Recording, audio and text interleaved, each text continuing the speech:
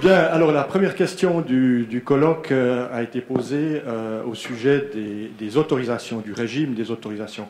Et là, en une dizaine de minutes, c'est très volontiers que je vous fais part de l'état d'âme d'une petite équipe amenée justement tous les jours à se positionner par rapport à l'ensemble des demandes qui sont faites sur les rives, en l'occurrence du lac Léman, mais sur l'ensemble des rives des lacs du canton de Vaud, donc de la planification à la gestion au quotidien. Alors évidemment, comme toute bonne gestion, il faut de la planification. Sur Genève, on a vu la notion de planification au niveau du plan directeur. Sur Vaud, c'est très exactement la même chose. On a une fiche au plan directeur cantonal, élaborée essentiellement par le service du développement territorial en relation avec les services concernés. Cette fiche s'appuie sur les plans directeurs déjà existants, notamment sur les lacs de Neuchâtel, le Morat, lac de Joux, lac Brenet, et bien entendu le plan directeur cantonal des rives vaudoises du lac Léman, qui a été évoqué ce matin par la conseillère d'État, qui a été élaboré en 2000 par la commission des rives de lac. Et sur le fameux cheminement riverain. S'agissant du cheminement riverain, cette volonté de donner un accès total et complet à l'ensemble des rives du lac, il s'agit quand même de préciser que dans le cadre des discussions du plan directeur des rives, il avait été très clairement décidé, une espèce de deal avait été fait entre le Conseil d'État et les communes pour partir du principe que ces mesures visant à un cheminement riverain seraient faits et décidés en matière de mise en œuvre par les communes et non pas par le Conseil d'État. Et s'agissant de cheminement riverain, on n'est pas obligé d'être 100% en bord de rive. D'où une petite précision, il a été abordé ce matin la notion de marchepied. Quand on parle de loi sur le marchepied, qui date du début du XXe siècle, la loi sur le marchepied prévoit effectivement un espace de 2 mètres qui est libre de toute construction, et ces 2 mètres doivent être effectivement libres de toute construction, parce que derrière, on a des activités qui sont directement et intimement liées à l'eau. Il s'agit de pouvoir permettre aux navigateurs en détresse d'aborder sur la rive, c'est mieux si elle est libre. S'agissant notamment de la pêche pour les milieux professionnels, c'est aussi bien d'avoir un accès libre pour les pêcheurs professionnels. Et juste pour la petite histoire, la loi sur le marchepied prévoyait notamment qu'elle soit libre pour aller les bateaux. Pour aller un bateau, c'est aussi mieux d'être à la rive. Or, le cheminement public n'a jamais prévu d'être 100% et intégralement en bord de rive, d'où de temps en temps un certain nombre de lapsus et de peut-être voulu par certains. Mais enfin, voilà, ça n'empêche pas que ce cheminement riverain, dans toute la mesure du possible, on tâche bien évidemment de le concevoir en bord de rive si possible. Dans le même plan directeur des rives, on trouve évidemment un certain nombre de considérations sur les milieux naturels. Il a été dit ce matin, l'importance notamment des embouchures. Juste quelques exemples. C'est vrai qu'on travaille beaucoup sur la renaturation des embouchures. Celle du Rhône a été mentionnée, c'est évident. Je profite de dire qu'on travaille avec un laboratoire français sur la modélisation physique. À part ça, on a le cas de Vevey. Je ne sais pas s'il y a des représentants de Vevey. On laisse aussi, dans le fond, le delta de la Vevey se développer le plus naturellement possible. D'un point de vue nature, on souhaite quelques progrès, mais on souhaite surtout que ce delta soit réapproprié par la population.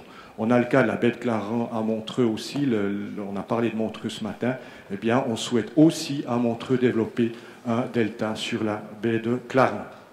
Dans le même plan directeur, on trouve des éléments liants pour les autorités au sujet des ports, et dans ces considérations, on demande notamment une bonne adéquation entre la demande et l'offre de places d'amarrage. Par ailleurs, on envisage la création de nouvelles installations portuaires uniquement dans les secteurs urbanisés.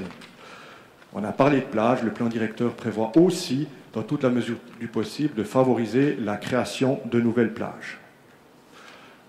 Dans le même plan directeur, on retrouve des mesures qui sont non contraignantes pour les autorités, mais une espèce de catalogue de bonnes choses à envisager. Et dans ces fiches de mesures, on trouve évidemment des éléments concernant les infrastructures nautiques, mais aussi les zones d'importance biologique. Malgré cette planification, et c'est un petit peu notre message aujourd'hui, on constate quand même une grande complexité pour les communes à obtenir un accès public aux rives du lac. C'est un combat, il est long et pour l'instant il est en cours et relativement lourd.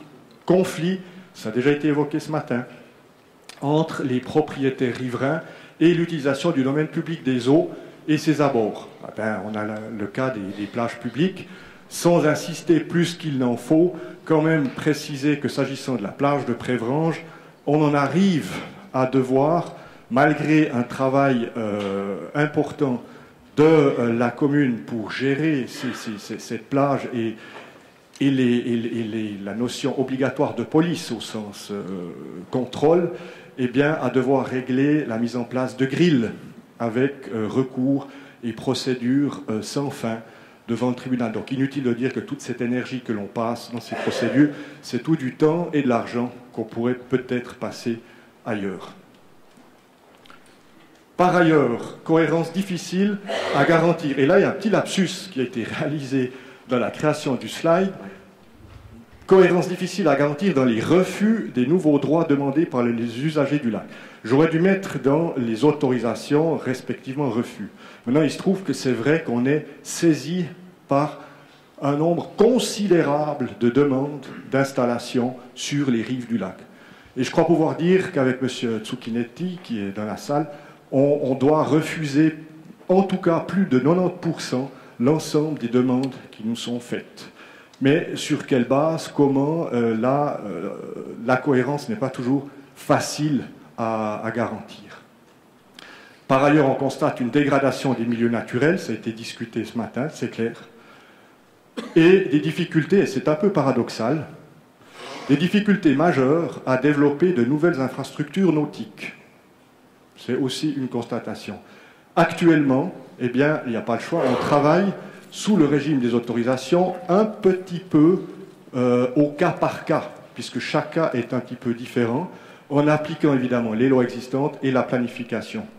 On tâche, dans les pratiques actuelles, de pratiquer ce qu'on pourrait appeler une pratique constante. Exemple, on tâche, dans toute la mesure du possible, de délivrer des autorisations d'amarrage à la rive uniquement pour les propriétaires riverains. Ça se comprend, ne serait-ce que pour les questions d'accès. D'autre part, les bouées en pleine eau doivent, à notre avis, supprimer lorsque l'on agrandit ou construit un nouveau port. Ceci, c'est notre pratique constante, mais on ne le retrouve pas forcément dans les lois. Les nouveaux ports publics, dans toute la mesure du possible, on tâche de les délivrer aux communes uniquement, etc., etc. On essaye aussi d'avoir cette fameuse pratique constante pour être le plus cohérent possible. Et, compte tenu des difficultés, eh bien, dans le fond, et c'est un peu le message d'aujourd'hui qu'on aurait, afin d'améliorer les choses, nous souhaiterions vivement que l'on puisse clarifier la situation. Les pistes que nous proposons pour clarifier la situation, eh bien, les cheminements publics. On constate que les communes de Gland, la Tour de Paix, Corzo, eh bien, dans le fond, se battent actuellement pour établir ce cheminement public. Donc là, on va vers une certaine clarification en la matière. Le Conseil d'État a exigé que pour chaque nouvel ouvrage nautique lié à la rive, il y ait une servitude de passage public qui soit d'office imposée sur la rive. On va aussi dans une clarification et une volonté de donner ces rives un accès au public pour ces rives. La renaturation des rives du lac, on est en train d'y travailler. Donc il y a une planification qui a débuté, et par la planification de la renaturation des rives du lac, nous souhaitons vivement définir quel secteur doit assurément être particulièrement protégé, d'autres améliorés, mais en fait, la planification de la renaturation des rives du lac doit nous aider aussi à clarifier la situation des différentes rives de lac.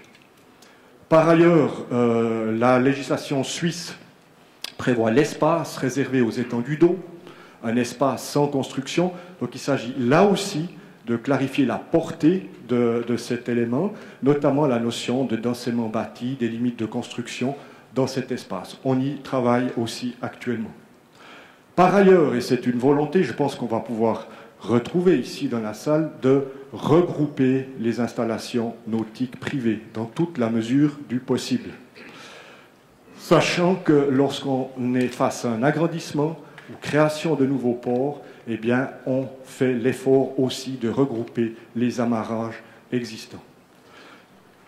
Nous souhaitons bien entendu mettre à jour le plan directeur, puisqu'en fait il date de 2000. Je pense que petit à petit, il faudra aussi le mettre à jour. Et bien évidemment, les bonnes idées du colloque d'aujourd'hui sont les bienvenues.